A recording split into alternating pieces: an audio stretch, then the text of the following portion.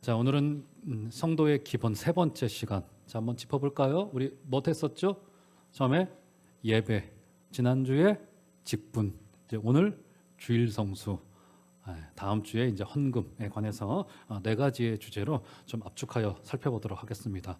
자, 오늘은 이제 주일 성수에 대하여 여러분들께 좀 말씀드리고자 해요. 자, 우리가 왜 안식일을 지키지 않고 왜 주일을 지키는가? 아마 이런 질문 많이들 받아보셨을 거예요. 그러면 우리가 대체로 어떻게 대답을 했습니까? 왜 주일을 지켜내고 있습니까? 지금 이 날이 흔히 주님이 부활하신 날이기 때문에 우리가 지킨다라고 대답을 하는 경우들이 많았어요. 자, 그렇죠. 자, 그런데 성경은 어디에도 그런 언급이나 그런 개념은 사실상 전혀 등장하고 있질 않아요. 이 날이 주님이 부활하신 날이기 때문에 우리가 모인다라고 하는 개념은 존재하지 않습니다. 그렇죠? 만약에 주일을 지키기 시작한 이유가 부활 때문이다라고 했다면 주님의 초림에서부터 안식일에서 주일로 즉시로 바꿨어야 됩니다. 아니면 우리 주님께서 부활하시고 승천하시고 난 뒤로부터 바로 이제 안식일을 폐지하고 주일로 갔었어야 돼요. 자, 그런데 사도행전을 살펴보면은 우리 초대교회 성도들이 안식일에도 모였고 주일에도 모였습니다. 안식일도 예배하는 날로 삼기도 했고 주일도 예배하는 날로 삼기도 했었어요. 이것이 혼용되어져 있었다라고 하는 사실입니다. 그러다가 점차로 시간이 지나오면서 이 안식일에서 주일의 전통으로 바뀌어지게 되어졌고 이 주일로 굳어지게 되어졌다. 이렇게 볼 수 있게 되어지는 겁니다. 자, 그러면 왜 안식일이 점차적으로 폐지되어졌고 왜 주일로 되어졌는가? 자, 부활이라고 하는 교리 때문은 아니다라고 말씀을 드렸습니다. 자, 그러면 왜 그랬을까? 이것은 그때 당시에 초대교회의 여러 가지 환경과 문화 때문에 이제 이 주일이 선택이 되어진 거예요. 자, 복음이 증언되면서 초대교회는 수많은 인종들이 찾아 들어오기 시작을 했습니다. 아무래도 그 중에서 가장 많은 퍼센테이지를 차지했던 인종이 누구겠습니까? 아무래도 주님이 유대인 출신이었기 때문에 유대인들이 가장 많이 교회를 찾아 들어왔어요. 그러다 보니까 12사도들도 그랬고 교회의 지도자들이 거의 대부분 이제 유대인 출신들이 많았었습니다. 자, 그러면 아주 상식적으로 생각을 해보면 그들이 이제 일주일의 하루를 예배의 날로 삼아야 돼요. 그러면 그 일주일 중에 그들이 어느 날을 선택했겠습니까? 유대인들이었기 때문에. 유대인들에게는 늘 일주일 중에 가장 중요한 날이 어느 날로 지금 인식되어져 있었어요? 안식일로 인식되어져 있었기 때문에 그들이 안식일에 예배하는 것은 너무나도 자연스러운 결정이었어요. 그래서 사도행전에 보면 안식일에 모여서 예배했다는 내용들이 상당수 있습니다. 그러니까 사도행전 이 초대교회 시절에는 안식일에도 모여서 예배했고 주일에도 모여서 예배를 하는 이 모습이 혼용되어지다가 점차적으로 이제 주일로 이게 굳어지기 시작한 거예요. 자, 그러면 왜 안식일이 아니고 왜 주일일까? 어떻게 하다 주일이 됐을까? 분명히 교리적인 내용은 성경 속에 등장하지 않습니다. 이것은 그때 당시에 목회적인 환경 때문에 그런 연유로 인해서 이 주일로 굳어지기 시작을 했어요. 자, 유대인들이 많았었습니다. 안식일을 예배의 날로 정하는 것이 아주 자연스러웠었어요. 자, 그런데 어떤 문제들이 생겨나기 시작하는 겁니까?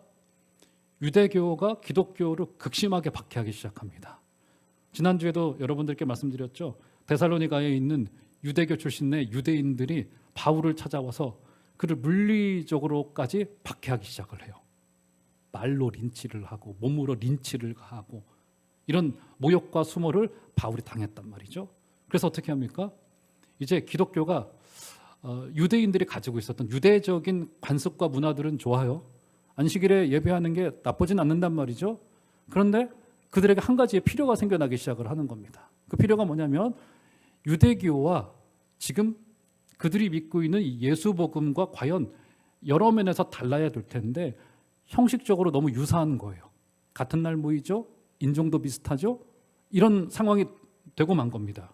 그래서 기독교가 이제 도저히 유대교와 함께 이 공간과 시간이 겹쳐지는 부분이 많기 때문에 이들과 좀 구별된 모습이 필요하겠구나라고 하는 결심에 이르러요. 그러면 어떤 형태를 가장 이렇게 구별되게 좀 독립해낼 수 있을까? 이런 생각이 들어왔단 말이죠. 그러면 물론 교리적인 내용은 전혀 다르지만 일단은 눈에 보이는 것이 달라야 됐기 때문에 지금 그들이 결정하기로는 가장 좋은 방법이 예배에서의 차이를 두는 겁니다. 그 중에서도 예배의 날에 차이를 두기 시작을 했어요. 그래서 예배의 날을 구별하기 시작을 한 겁니다. 그러면 과연 어느 날이 적절한가? 안식일에 유대인들이 주로 유대교를 통해서 모이다 보니까 우리는 안식 후 다음 날, 안식 후 첫날이라고 이름되어진 그날에 모여서 예배하는 것이 적절하겠구나 하는 목회적인 환경하에서 결정에까지 이르게 된 겁니다. 마침 그날이 주님이 부활하신 요일이기도 하고요. 그래서 기념하기도 좋고 기억하기도 좋은 거예요. 유대인들은 안식일에 모이고 우리는 한 주간의 첫날인, 그렇죠? 한 주간의 첫날이, 일요일은 한 주간의 첫날입니다. 첫날인 이 주일에 모여서, 이 일요일에 모여서 예배하는 것을 결정하자 하면서 이제 초대교회의 이 문화적인 전통이 생겨나게 되어진 거예요. 성경을 한 군데 보시면 이 자연스러운 관습이 등장합니다. 사도행전 20장 7절 제가 스크린에 올려줘 드릴게요. 보시면 다 같이 한번 읽어보도록 하겠습니다. 시작. 그 주간의 첫날에 우리가 떡을 떼려 하여 모였더니 바울이 이튿날 떠나고자 하여 그들에게 강론할세 말을 밤중까지 계속하며. 이게 어디입니까 여러분? 에베소에서의 바울의 마지막 설교의 현장이에요. 근데 이 날이 어떤 날이라고 합니까? 그 주간의 첫날. 로마력을 따르고 있는 사도행전의 전통에 따르면 그 주간의 첫날은 지금 우리의 첫날과도 같아요. 지금 우리 한 주의 첫날이 언제입니까? 월요일이 아니에요. 바로 일요일입니다. 일요일. 이 주일이에요. 이 주일이 한 주의 첫날이에요. 다음 주에도 말씀을 드릴 텐데 11조도 마찬가지인데 왜 한 주간의 첫날이 이 주일인 것이 중요합니까? 왜요? 여러분, 이 첫날을 하나님께, 첫 것을 하나님께 드린다라고 하는 것은 어떤 신앙 고백이 담겨져 있는 거예요? 10분의 1만 주님의 것이고 혹은 7분의 1만 주님의 것이고 나머지 6일은 우리의 것이라고요? 그게 아니죠. 골로새서에 보면은 이런 말이 등장합니다. 이 날을 전날보다 더 중히 여기지 말라 해요. 무슨 말입니까? 어떤 날이든 다 중요하지 않다 이 말이 아니라 모든 날이 다 중요하다는 뜻이에요. 여러분, 그래서요, 사실 저는요 개인적으로 이 날을 주일이라고 부르는 것이 그렇게 사실 달갑진 않아요. 이 날은 주일 아니에요. 이날 일요일입니다. 내일 월요일이고, 원칙대로 하자면 오늘 주일이고 내일은 월요일이라고요? 아니에요. 내일도 주일이에요. 이 골로새서의 주장이 그겁니다. 왜 한 주간의 첫날을 아버지께 드리는 게 왜 중요합니까? 이 신앙 고백이 왜 중요한 거예요? 첫 것을 드림으로 우리의 전체의 것이 아버지의 것이다라고 하는 신실한 신앙 고백이 이 첫 것을 드림으로 첫날에 예배로 모여서 서로 교제하고 기도하기를 힘쓰면서 우리의 신앙 고백을 그렇게 보여주는 거라고요. 그래서 이런 여러 가지 의미들이 좀 복합되어져서 목회적인 환경하에 안식 후 다음 날인 한 주간의 첫날인 주일을 예배 시간으로 선택을 한 것이고, 이제 이것이 이제 교회의 좋은 전통으로 자리 잡아 오면서 지금 2000년이 지난 우리에게까지 매주 일요일마다 모여서 예배하는 전통으로 굳어지게 된 것이다. 교리적인 이유 때문도 아니고요. 그래서 단순히 이 날을 이렇게 격화시켜서는 안 됩니다. 이 날은 절대로 짜장면을 사 먹으면 안 되고, 저기 앞에 있는 마트에 가서 절대로 10원 한 장 쓰면 안 되고, 저는 이제 전에도 한번 말씀드렸지만 그렇게 주장하셨던 우리 믿음의 선배들의 그 충심을 알아요. 그것을 어느 정도 지켜가는 게 중요합니다. 저도 잘 주일에는 그래서 어디 뭐 안 가기도 하고 갈 데도 없지만 거의 잘 돈을 잘 안 써요. 아주 급한 경우 거의가 아니죠. 뭐 아예 안 쓰죠. 어디 갈 데가 없으니까. 그렇죠? 저는 이 전통과 이 틀과 형식은 상당히 나름의 의미가 있고 중요하다고 생각이 되어집니다. 그런데 그것만을 주일의 최우선순위로 둬서는 안 돼요. 뭡니까? 한 주간의 첫날을 드리면서 나머지의 6일 전체 7일이 전부 다 주님의 것이라고 하는 신앙 고백이 우리가 주일에 모여서 하나님의 말씀을 듣고 교제하고 기도하기를 힘쓰면서 신앙 고백이 되어지는 거라고요. 지금 이렇게 지금 되어진 거예요. 그래서 초대교회에서는 자연스럽게 토요일에 모여서 예배, 안식일인 토요일에 모여서 예배하다가 점차적으로 이제 주일로 바뀌어지게 되면서 유대교와 구별을 두는 목회적인 전통이 생겨나게 되어졌다. 이렇게 되는 겁니다. 그렇죠? 이해가 되시죠? 지금 세 분이 이해가 안 되셔가지고, 이해가 안 되시면 제가 처음부터 다시 설명해야 됩니다. 자, 그럴 시간은 없고, 자, 이제 넘어가 보도록 하겠습니다. 이게 이제 주일이에요, 주일. 요 정도는, 그러니까 누가 이제 외부에서 왜 주일에 교회를 가십니까? 했을 때는 이 부활하신 날이기 때문에요. 이런 거는 성경에 존재하지 않고, 제가 지금 방금 설명을 해드린 대로 초대교회가 유대교로부터의 독립을 하고자 구별을 두기 시작을 했고, 이 전통이 잘 자리 잡았다, 이렇게 대답을 하시면 되는 겁니다. 자, 그러면 자, 오늘 사도행전 2장의 말씀을 좀 중심으로 해서 이 주일을 보냈던 초대교회, 첫 교회의 이 주일의 풍경이 어떠했었는지, 그들이 주일에 모여서 뭘 했었나, 이게 이제 성경에 여러 가지 모습으로 기록되어져 있는데, 이제 오늘 본문이 그 중에서도 가장 이제 꼼꼼하고 가장 자세하게 적혀져 있는 본문이다, 이렇게 볼 수 있는 거예요. 자, 그러면 이 초대교회는 첫 주일에 무엇을 했나를 한번 이제 보도록 하겠습니다.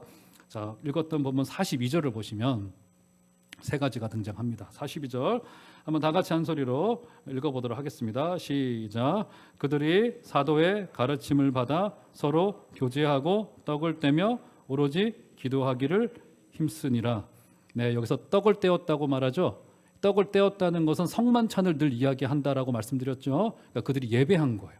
그러니까 초대교회 시절에는 모든 예배마다 이 성만찬이 있었어요.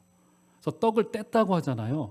그러니까 이 말은 이제 우리가 이제 뭐 우리처럼 이제 떡을 찧어가지고 이제 먹는다, 이 의미가 아니라, 떡을 이렇게 말 그대로 한 초대교회 성만찬은요, 이 큰 떡을 교우들이 많지 않았기 때문에 만들어서 앞에서부터 뒤로 돌렸어요. 그래서 조금씩 떡을 뗐습니다. 이게 이제 원시적인 성만찬이고, 원시적이라기보다는 조금 더 성경적이에요. 지금 이제 현대교회의 편의상 빵을 전부 다 이제 나눠놓기도 하고, 어떤 교회 같은 경우는 이제 이 동전 크기만한 전병을 만들어서 쭉 돌리기도 하고, 우리 교회 같은 경우는 이제 카스테라를 미리 우리 장로님 한 분이 이제 토요일 날 이제 몇 시간을 들여서 다 잘라놓습니다. 잘라놓고 포도주를 미리 따라놓고 준비를 하는데, 원래는 떡을 큰 것을 이렇게 돌리는 것이 옳아요. 조금씩 떼는 겁니다. 그래서 떡을 떼다라고 하는 것은 성만찬이었고, 초대교회 시절에는 모든 예배마다 성만찬이 있었어요. 그러니까 사실은 매주마다 성만찬을 하는 것이 조금 더 옳아요. 근데 뭐 그런 환경이 되지 않으니까 우리 교회는 이제 1년에 2번씩 정도를 하고 있었던 상황인 거죠. 자, 이런 모습인데 여기 세 가지가 등장하고 있습니다. 이 주일에 어떤 모습이 등장하냐면, 첫 번째, 그들은 사도의 가르침을 받았습니다. 첫 번째고요. 두 번째, 서로 교제하였어요. 두 번째고요. 세 번째는 그들은 오로지 기도하기를 힘썼습니다. 이게 이 첫 교회들의 주일의 풍경이었어요. 자, 그러면 첫 번째부터 볼까요? 그들은 사도의 가르침을 받았어요. 사도의 가르침을 받았습니다. 자, 사도의 가르침을 받았다는 게 뭘까요, 여러분? 왜 굳이 여기서 사도의 가르침이라고 표현해 놓았을까요? 왜요, 여러분? 왜요? 사도들이 누구죠? 사도들의 조건이 있었죠. 그 중에 하나가 뭡니까? 우리 주님과 물리적으로 겹쳤던 분들을 사도로 해놓았습니다. 그럼 왜 사도의 가르침이라고 했을까요? 사도의 가르침이라고 하는 것은 사도들의 인생의 철학을 듣는 게 아니었습니다. 그러니까 인생에 관한 이야기를 듣는 게 아니었어요. 사도들이 누구로부터요? 예수님으로부터 보고 들은 바로 그 복음, 예수에 대한 복음, 이게 매 주일마다 말씀으로 선포되어진 거예요. 그러니까 주일에 그들이 사도의 가르침을 받았다라고 하는 것은 바로 예수님으로부터 보고 들은 바, 예수에 대한 복음, 혹은 예수님이 가르치신 복음, 예수님이 보여주신 그 복음이 매 주일마다 증언되어지면서 지금 2000년이 넘는 기간 동안에 그 복음이 우리에게까지 지금 전해져 내려오는 거라고요. 그러니까 이 첫 주일의 풍경에서 가장 첫 번째의 것이 뭐냐면, 그들이 사도들의 가르침을 받았다라고 하는 것이 상당히 중요합니다. 제가 전에도 한번 말씀드렸죠. 제가 이 본문 강의했던 기억이 나는데, 여기서 사도라고 되어져 있죠. 42절에. 그래서 사도라고 우리말 성경을 한번 눈에 더 보시면, 사도가 원래는 복수 형태, 여러 명의 사도들입니다. 사도들이에요, 헬라 말을 보면은. 그리고 가르침은 단수 형태로 되어져 있습니다. 원래 헬라 말은 정확한 말이기 때문에 사도들의 가르침이라고 한다면 사도들의 가르침들이라고 하는 게 옳아요. 그런데 앞에는 사도들 복수형으로 되어져 있는데 뒤에는 단수형으로 되어져 있는 것이 이 헬라 말에는 조금 어색한 구조입니다. 그럼에도 이것이 단수 형태로 되어져 있어요. 무슨 의미일까요? 여러 명의 사도들이 가르쳤으나 그들이 가르치는 내용에는 공통이 있었다는 거예요. 여러분, 이게 복음입니다. 이게 굉장히 중요해요. 교회라고 한다면 반드시 가르쳐야 할 것이 있고 전해야 될 것이 있습니다. 이 굉장히 중요해요. 그러니까 아무리 많은 사도들이 가르치다 하더라도 내용은 하나였고 동일했음을 말해주고 있는 거예요. 부활하신 예수님을 목격하고 나서 초대교회는 바로 그 예수님에 관한 그 복음을 가르치게 된 거예요. 구원의 소식이요. 우리 대신 자신의 목숨을 내어주신 하나님의 사랑에 관한 이야기요.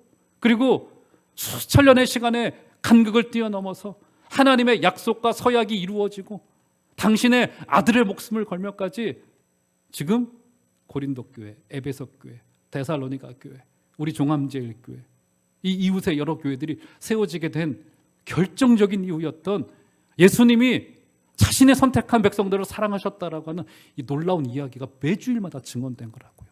사랑하는 성도 여러분, 매주일마다 하나님의 말씀 듣기를 사모하시는 여러분들 되시기를 주의 이름으로 축원합니다. 그리고 교회는 저를 놓고 우리 교육자님들을 놓고 꼭 기도해 주셔야 될 게 예수의 복음, 그분이 우리 대신 자신의 목숨을 내어주시고 사랑하셔서 우리를 살려주시고 이 교회를 세워주셨다. 그래서 예배를 감격이라고 말하는 거예요. 이것이 없이는 저도 목사 노릇 안 합니다, 여러분. 맞잖아요, 여러분. 왜 주일마다 여러분들이 하루를 들여서 왜 이 자리에 예배에 와서 주의 말씀 듣기를 사모하시는 거예요? 우리를 사랑하셔서 그렇게 구원하셨고, 이게 과거의 사건만이 아니라 이제 우리를 위하여서 우리 하나님께서 영원한 천국을 예비해 놓고 계시다라고 하는 놀라운 소식. 들었던 이야기라고요? 아니요, 그렇지 않아요. 날마다 새 노래로, 날마다 새로운 말씀으로 저와 여러분들에게 다가오시기를 주의 이름으로 축원합니다. 어제 먹은 밥 때문에 오늘 배부르신 거 아니잖아요. 맞잖아요, 여러분. 어제 아무리 진수성찬을 먹었다 하더라도 우리는 오늘 배고픈 거라고요.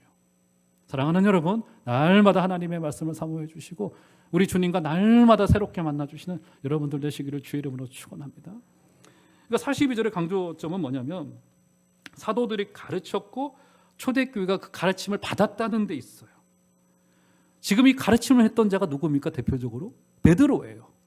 촌에서 온 학문이 짧은, 지식이 짧은 어부 출신의 설교자였었어요.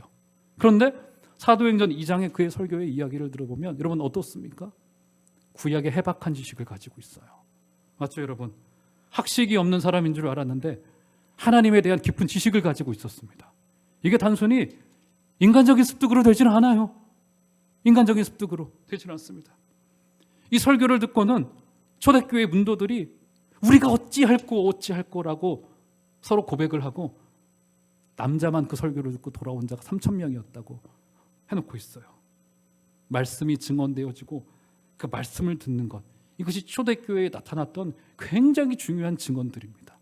사랑하는 성도 여러분, 우리 교회는 이 예배를 통하여서 우리 사도들이 가르쳤던 그 복음이 증언되어지고 그 예수에 대한 이야기, 예수에 대한 구원의 놀라운 소식이 증언되어지는 복된 은혜가 있으시기를 주의 이름으로 축원합니다. 그래서요, 교회는 이 성경의 진리를 드러내는 것을 최우선의 과제로 삼아야 되고요. 그래서 때로는 우리에게 훈련도 필요하고요. 여러분들이 말씀을 사모하고 말씀 앞에 서는 훈련들, 이 굉장히 중요한 일이라 생각되어집니다. 우리 종암제일교회는 매 주일마다 이런 아름다운 풍경이 이루어지기를 주의 이름으로 축원합니다. 첫 번째, 사도들의 가르침을 받았다. 자, 두 번째, 그들은 서로 교제하였습니다. 서로 교제하였어요.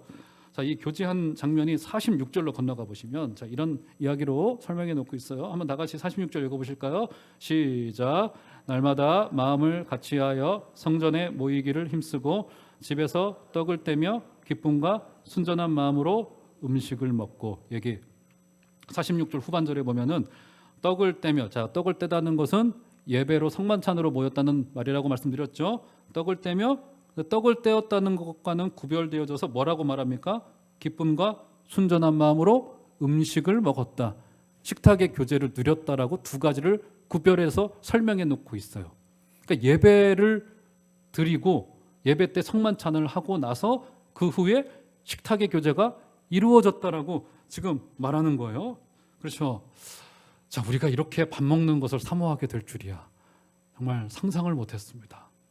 여러분, 초대교회 성도들은요, 먹고 마시는 분들이셨습니다. 초대교회는 먹는 공동체였어요.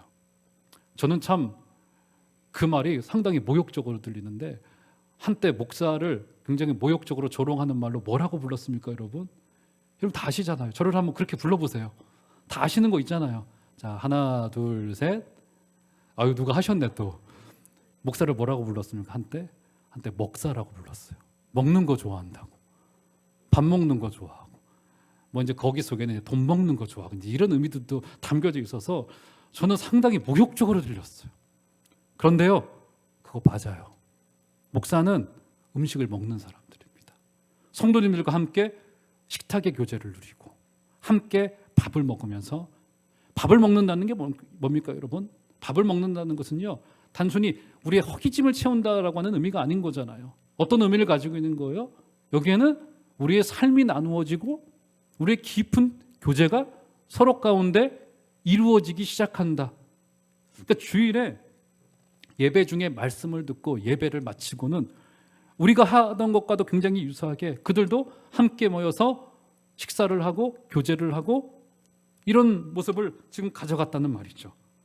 그러니까 일상의 삶이 그들 가운데 굉장히 깊이 있게 나누어지기 시작했다. 나누어지기 시작했다. 여러분, 그래서요, 교제가 없는 교회는요, 사실상 교회라고 보기 어려워요. 이제 이후로도 서신서들을 쭉 살펴보면은 계속 사도 바울이 어떤 것을 강조해 놓고 있냐면 성도들 사이에 교제, 만남, 소그룹을 통하여서 서로 말씀을 나누고 마음을 나누고 삶이 공유되어지고 하는 이런 내용들이 나누어지고 있더라고요. 여러분, 요즘 시대 때는요, 21세기의 현대인들의 특징 중에 하나가 뭐냐면 모든 것이 피상적이에요. 깊이 있는 만남을 가져가기를 너무나도 힘들어합니다. 그저 술이나 한잔 들어가야지 깊이 있는 이야기가 나오는 건데 그마저도 술이 깨고 나면은 대화하기를 어려워해요. 삶의 깊은 것까지 나누는 것을 굉장히 어려워하는 시대를 우리가 살아내고 있단 말이죠. 그런데 성경은 우리에게 서로 음식을 먹고 교제하는 모습까지 들어가라고 이야기를 하고 있습니다.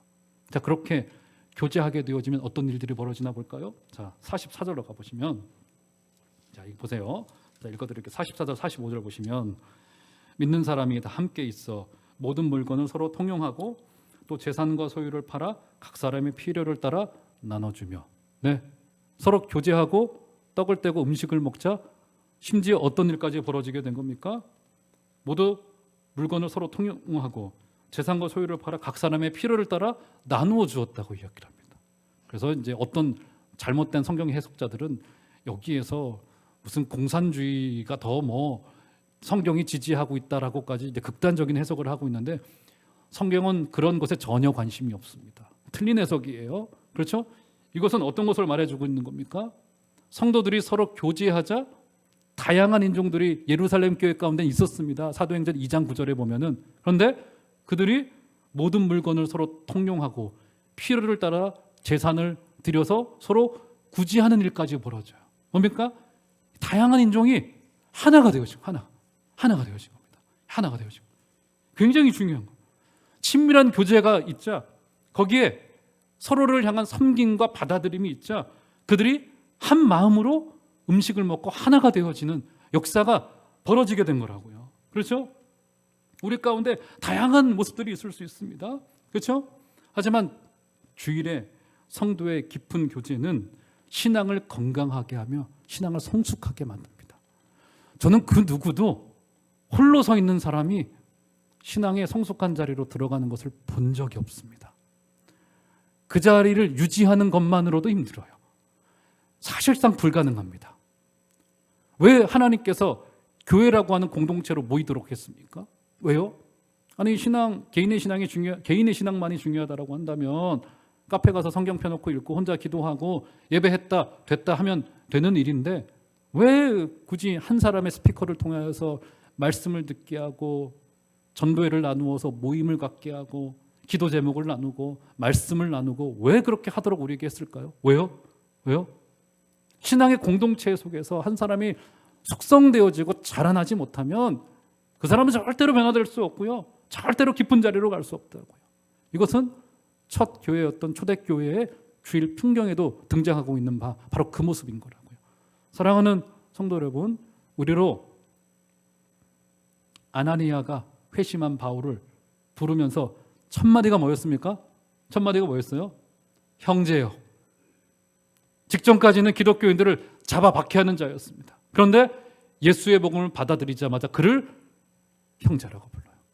형제라고 부르는 것에는요, 그래서 듣기 좋자고 부르자는 게 아닙니다. 이것은 진실로 그들이 가족이 되었다는 거예요. 교회에서 만나는 자들은요, 서로를 형제요 자매로 받아들이는 겁니다. 부모요 자식으로 받아들이는 거예요. 근데 우리나라처럼 이 혈통 중심의 사회의 이 개념이 강한 곳에서는 이 물리적인 가족에 대한 개념이 굉장히 강한데, 사실은 저도 지난 신앙생활을 되돌아보면은 여러분 어떻습니까? 피를 나눈 가족보다도 때로 서로 영을 나눈 형제요 자매들의 그 영적인 연대감이라고 하는 것이 훨씬 더 강한 경우들을 보게 되어져요. 사랑하는 여러분, 우리 교회 가운데 그런 형제 자매를 만나시기를 주의 이름으로 축원합니다. 우리의 신앙의 껍데기, 피상들을 다 내려놓고 이렇게 막 나사를 돌려도 그냥 헛바퀴 도는 거 있지 않습니까? 그렇죠? 예, 그러면 조여지지가 않아요. 이거 말고 정말 우리의 삶이 견고하게 나누어지고, 그러면요, 세상 그 어떤 관계에서도 줄 수 없는 어마어마한 신비. 저 형제가 나를 위해 기도하고 있구나. 저 자매가 나를 위해 무릎 꿇고 있구나. 내 삶에 관심이 있구나. 누가 그러더라고요. 한 교회에서 세 사람만 나에게 관심이 있으면 그 사람은 떠나지 않는다는 거예요. 여러분, 그런 사람이 되어주시기를 부탁을 드리겠습니다. 저도 그런 사람이 되도록 노력하겠습니다. 그렇게 교제가 이루어지고 있었던 현장인 것이다, 이렇게 보고 있는 거예요. 자, 그 다음에 마지막 세 번째입니다. 42절로 다시 올라가 보시면 여기 등장하고 있죠. 그들이 사도의 가르침을 받아 서로 교제하고 떡을 떼며 어떻게 했다고요? 오로지 기도하기를 힘썼다. 그들은 예배로 모였고, 그러죠? 그래서 사도들의 가르침을 받았고 교제하였고, 세 번째로서 기도하기를 힘썼다라고 이야기를 합니다. 120명의 문도들은 성령이 임재하기를 기도하며 기다렸습니다. 그리고 성령이 임하자 초대교회는 기도하기를 힘썼습니다. 여러분, 그래서 교회는 기도하는 공동체예요. 기도는 굉장히 중요한 표지입니다. 굉장히 중요한 표지예요. 그래서 기도하기를 힘썼대요. 기도하기를 힘썼대. 이 말은 뭐냐면 기도를 열심히 했다는 말이라기보다는 기도에 헌신했다는 말이에요. 이 말의 의미가 뭘까요? 너무 죄송하지만 기도는 그냥 앉아서 되어지지 않더라고요. 기도에는 헌신이 필요합니다. 기도는 때로 노동이에요. 기도는 내가 마음 좋을 때 기도하지? 아니요, 기도 안 돼요. 기도가 꽉 막힌 것 같아요. 기도는 때로는 우리의 헌신을 통하여 성령이 역사하시는 거예요. 역사하시는 거예요. 이게 굉장히 중요한 겁니다. 기도에는 때로는 이런 어려움이 따라요. 헌신이 필요한 겁니다. 성도는 본질적으로 기도하는 자여야 합니다. 기도 없이는요, 교회도 성도도 존재할 수 없어요. 이게 굉장히 중요합니다. 그래서 기도는 마치 이 교회의 숨통과도 같아요. 기도가 막혀 있는 교회는요, 마치 호흡이 가빠진 교회 인간과도 같아요. 몸의 모든 활력이 다 떨어지게 됩니다. 그래서 여기서 기도하기를 힘쓰다라고 하는 것은 기도에 헌신하였다라고 하는 말이 되어져요. 그리고 기도하기를 힘썼다 해서 기도하다는 말은 복수 형태로 되어져 있습니다. 그러니까 여러 사람이 함께 모여 기도했다는 거예요. 이것은 주일에 그들이 합심하여 기도했다는 게 됩니다. 그러니까 여기서의 기도는 적어도 개인 기도가 아니에요. 교회가 일주일에 반드시 시간을 내어서 합심하여 기도하는 시간을 정해놓고 있어야 돼요. 우리 교회는 아쉽지만, 물론 제가 이제 설교를 마친 뒤에 합심하여 한 2, 3분 기도합니다만은 그거로는 너무 부족해요. 우리 교회는 단 한 번, 일주일에 한 번, 금요일 저녁 시간이 함께 공동의 기도 제목을 놓고 기도하는 시간입니다. 새벽 예배 시간은 주로 개인 기도의 시간이고. 그래서 여러분, 개인 기도와 합심 기도가 헷갈려서는 안 돼요. 개인 기도 시간에 합심 기도하고 합심 기도 시간에 개인 기도해서는 안 됩니다. 합심 기도가 반드시 필요합니다. 교회가 공동의 선을 위하여서 함께 기도 제목을 정해놓고, 특별히 우리 교회 이제 환우들이 좀 계시잖아요. 우리 아까 기도해 주신 대로 우리 윤섭이도 있고 여러 기도의 제목들이 있고 또 새로 시작한 복음의 또 사업들이 있고 할 때 같이 합심의 기도 제목을 놓고 이 기도하는 게 상당히 중요한 겁니다. 개인 기도는 굉장히 중요합니다. 영적으로 깊어지는 것은 개인 기도이기 때문에. 하지만 개인 기도만 하면 기도가 잘못 흘러갈 위험이 있고요. 소위 누가 표현한 바대로 영을 잘못 받으면 이게 획가닥 돌아버리는 수가 있고요. 사람이 외골수가 될 수 있고 탐욕적인 기도로까지 이 기도가 잘못 들어가질 수가 있어요. 이런 위험을 사전에 차단하는 것이 교회의 공동기도, 합심기도의 시간입니다. 사랑하는 성도 여러분, 합심기도 시간에 함께 힘을 모아주시기를 꼭 부탁을 드립니다. 그렇죠? 여러분들이 함께 금요기도의 시간마다 모여서 소리를 내어서 아버지 앞에 간구하여 주실 때 우리 하나님께서는 우리의 개인 기도보다는 이 공동의 기도, 합심의 기도를 훨씬 더 잘 들어주십니다. 사랑하는 여러분, 우리 주일에 있었던 풍경 중에 세 번째, 오로지 공동체가 함께 모여 기도하기를 힘썼다. 기도하기를 힘써주시는 여러분들 다 되어주시기를 주의 이름으로 축원합니다. 자, 이게 시작된 초대교회의 주일 모습의 풍경이었어요. 자, 어떻게 느껴지십니까? 나는 위의 주일과 같은 모습을 나와 우리 교회는 잘 채워내고 있습니까? 주일은 아까 말씀드렸듯이 나머지 6일로 확장하는 날이기 때문에 굉장히 중요합니다. 주일을 구별하여 예배하는 것이 굉장히 중요해요. 그래서 이것은 잘못된 태도입니다. 내가 믿음만 가지고 있으면 됐지. 내가 성경을 보면 되지. 아니요. 이거 잘못된 태도입니다. 우리 인간은요, 그렇게 선한 존재가 아닙니다.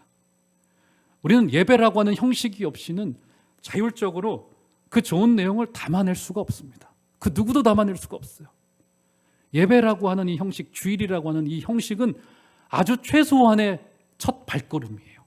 사랑하는 성도 여러분, 52주 이 주일마다 성공하여 주시고 이것을 경히 여기지 말아 주시고 주일마다 모여서 주께 예배하는 이 자리를 중히 여겨 주시는 여러분들 되시기를 주의 이름으로 축원합니다. 그래서 이 날을 짜장면을 사 먹어야 되느냐 말아야 되느냐의 논쟁의 거리로까지 만들 필요 없을 것 같습니다. 나머지 6일, 7일이 전부 다 주일의 날인 줄 알고 이 날을 아름답게 주님 앞에 올려드리시는 여러분들 다 되어주시기를 주의 이름으로 축원합니다.